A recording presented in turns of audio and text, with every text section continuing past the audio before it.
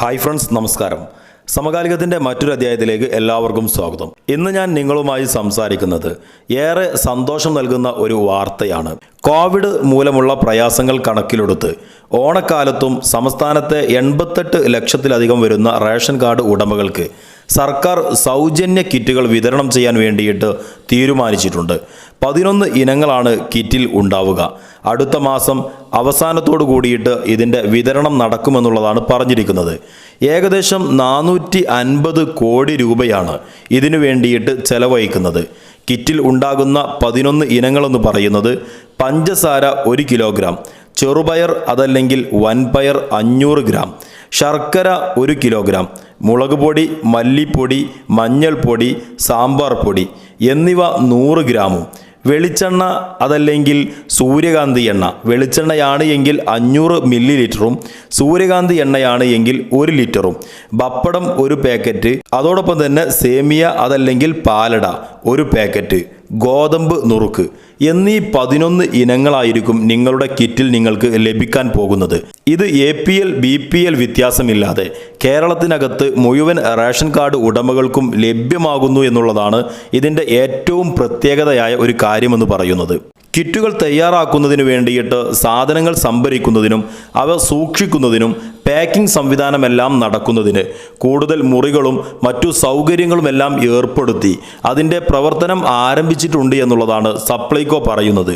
ഇനി ഈ കിറ്റുകൾക്ക് അർഹതപ്പെട്ട കേരളത്തിലെ മുഴുവൻ കുടുംബാംഗങ്ങളും ശ്രദ്ധിക്കേണ്ട കാര്യമെന്ന് പറയുന്നത്, ലോക്ക്ഡൗൺ കാലത്ത് സമാനമായ രീതിയിൽ ഒരു കിറ്റ് വിതരണം നടന്നിരുന്നു.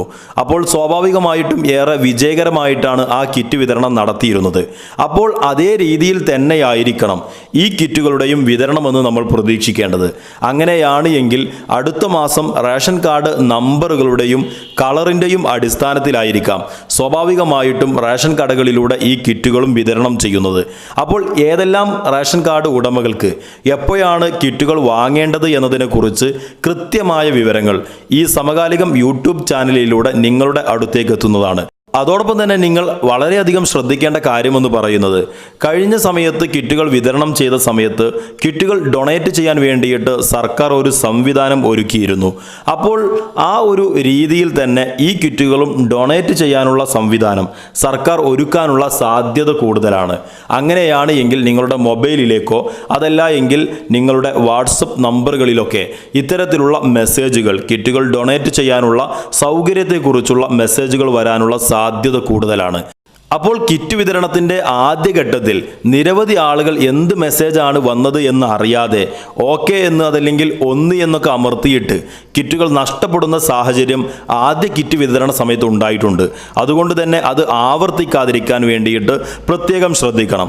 ഇത്തരത്തിൽ ഏതെങ്കിലും ഒരു മെസ്സേജുകളോ അതല്ലെങ്കിൽ എന്തെങ്കിലും കാര്യങ്ങൾ നിങ്ങളുടെ ഫോണിലേക്ക് വരുന്നുണ്ട് എങ്കിൽ നിങ്ങൾക്ക് അതിനെക്കുറിച്ച് മനസ്സിലായിട്ടില്ല എങ്കിൽ നിങ്ങൾ അതിനെക്കുറിച്ച് പ്രതികരിക്കരുത്. അതല്ല, കൃത്യമായി മനസ്സിലാക്കി പ്രതികരിക്കാൻ വേണ്ടിയിട്ട് ശ്രദ്ധിക്കുക. കിറ്റുകൾ നഷ്ടപ്പെടുന്ന ഒരു സാഹചര്യം നിങ്ങൾക്കില്ല എന്ന് ഉറപ്പുവരുത്താൻ വേണ്ടിയിട്ട് പ്രത്യേകമായി നിങ്ങൾ ശ്രദ്ധിക്കുന്നത് ഏറെ ഉപകാരപ്രദമായ ഒരു കാര്യമായിരിക്കാം.